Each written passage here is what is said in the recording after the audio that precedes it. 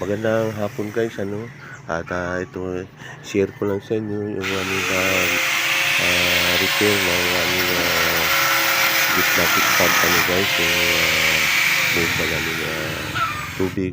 uh, Nasira na kasi yung sa cylinder brush niya. Yan guys, yung cylinder brush, yung guma niya napunit na, at saka yung mismong body ng Jetmatic pump, so kaya obligado na palitan na yung cylinder brush sa pamamagitan pag ari, uh, inugot mo na lahat ng tubo, guys, bali almost 28 meters to, guys, bali kulang-kulang 4 na tubo, guys. Yan. Dalawa na di 1 in 1/4 at saka yung kanyang straw na so bali tatlong size pala, 18 meters lang, nasa 18 meters yan.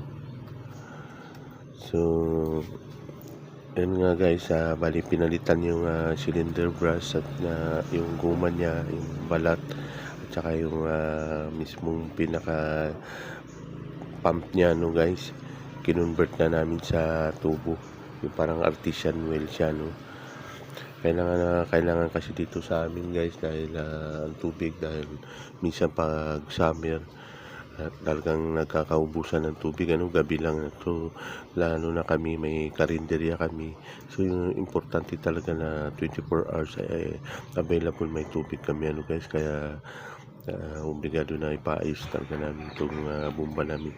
Although matagal na itong nasira guys, dahil dati kasi nung Udit, nagbagyong Udit, at saka yun ang huli namin gamit nito, guys. So medyo matagal na rin, mga 2021 siguro yun ang huli namin gamit nito, wala pa rin kami kasing karinderya nung, kaya hindi pa masyadong di man yung pagpapagtyagaan pa namin na water district, kahit na minsan naubusan ng tubig.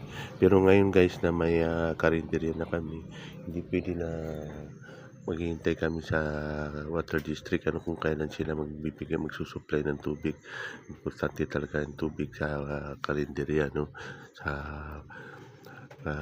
lalo pag maraming kumakain, so kaya may paghuhugas ng mga ginamit sa kusina, at saka sa mga customer.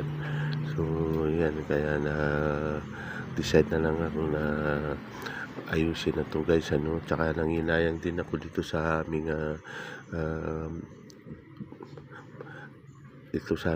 pinagkukunan ng deep well na to, dahil napakamahal na nito guys. Kung magpapagawa ka nito sa, alam mo, yung bagong drill talaga, halos nasa 35,000 yung labor pa lang, kaya napakamahal na. Kaya nanghinayang ako na kung pababayaan ko to at baka kalawangin lang yung mga tubo sa ilalim.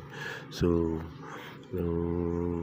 ito nga, dahil na pagdesisyon na i-restore namin, guys, para sa ganun ay hindi masayang yung aming itong bomba na to, na matagal na, alos na sa 50 years old na to guys, yung bomba na to. Maliit pa ako, 1 year old pa lang ako nung ginawa ito, guys. So ngayon nasa 57 na ako, mag 50 plus na ako. So ganun, so ngayon buhay pa rin siya, at na-testing namin kanina, although marumi pa yung lumalabas. Sa Sabado talaga ang pinaka-final na commissioning namin, guys. So yun lang guys, maraming salamat muli sa inyong pagsubaybay sa aking mga video dito sa YouTube. Muli, magandang araw at God bless po.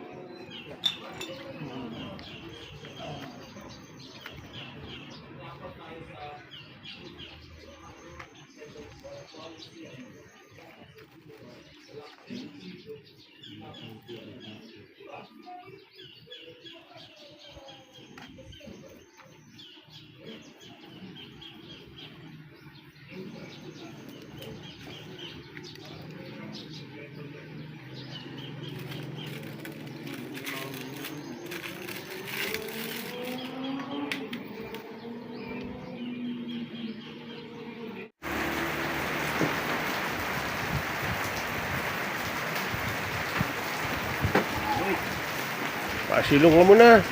Basak ka. Diba? Diba? Diba? Di.